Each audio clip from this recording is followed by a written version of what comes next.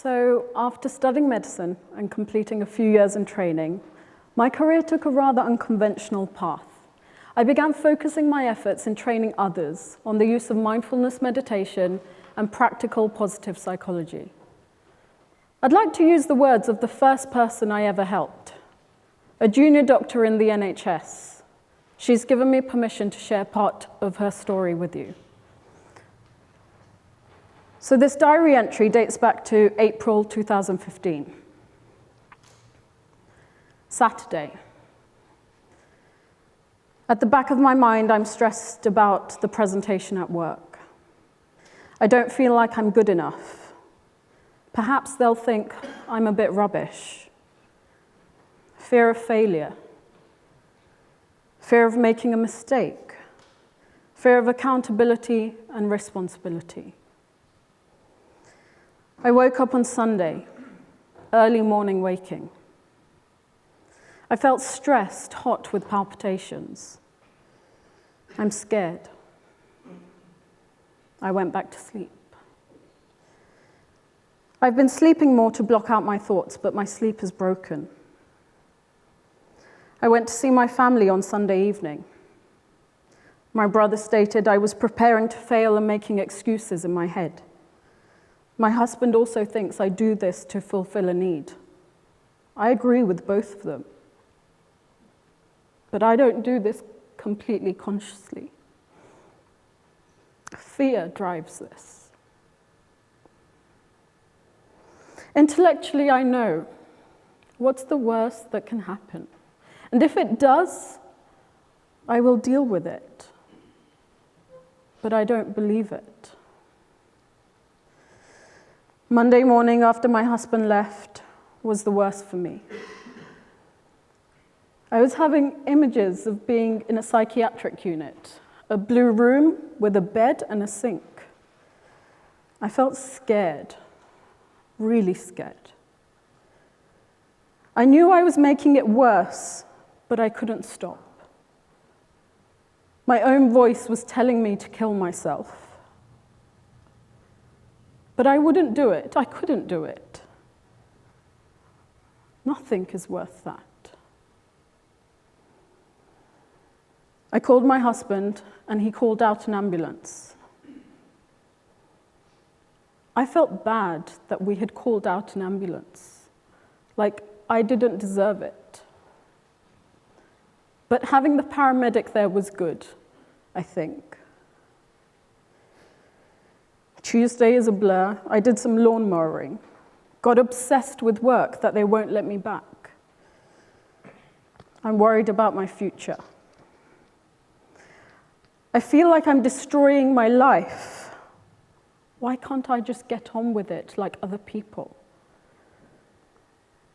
I feel like a terrible person. To myself, to my family, and to my profession.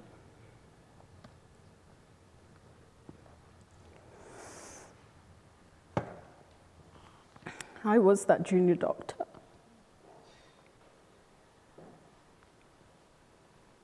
This is my story. Safe to say, I had hit rock bottom.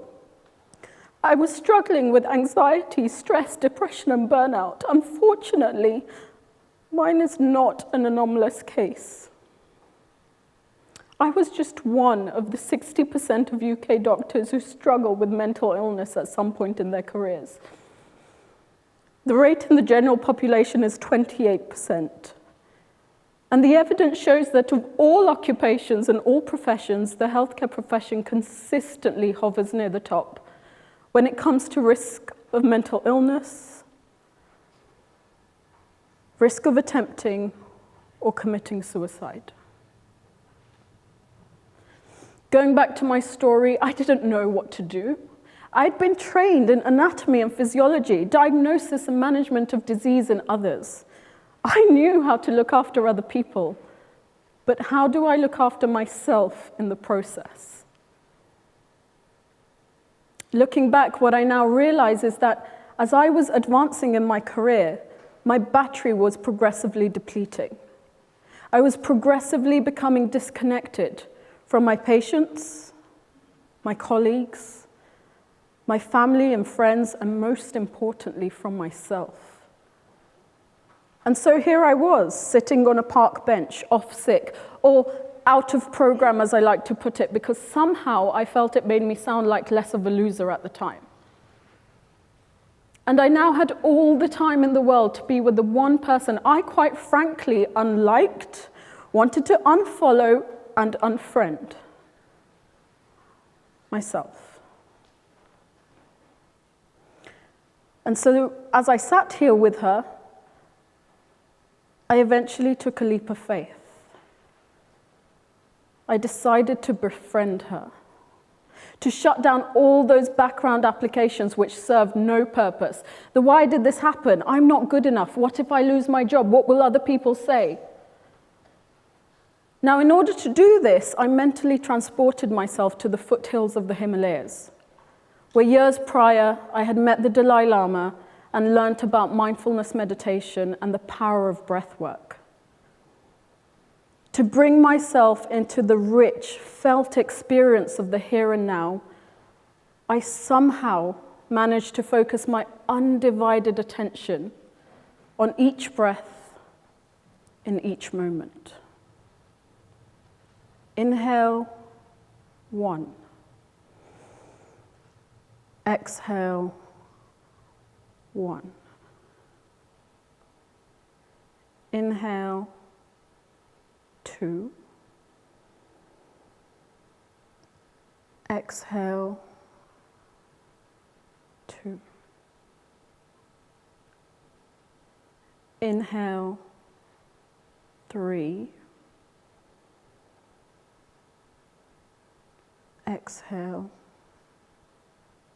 3.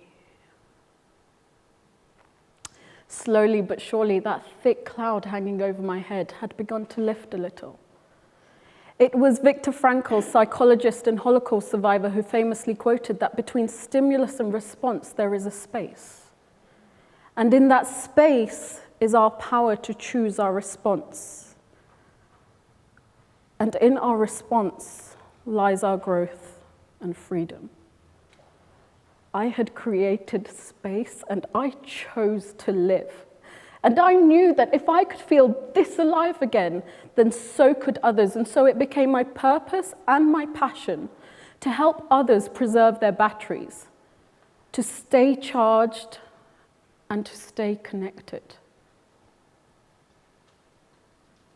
I know the system is broken, but we have a choice not to be.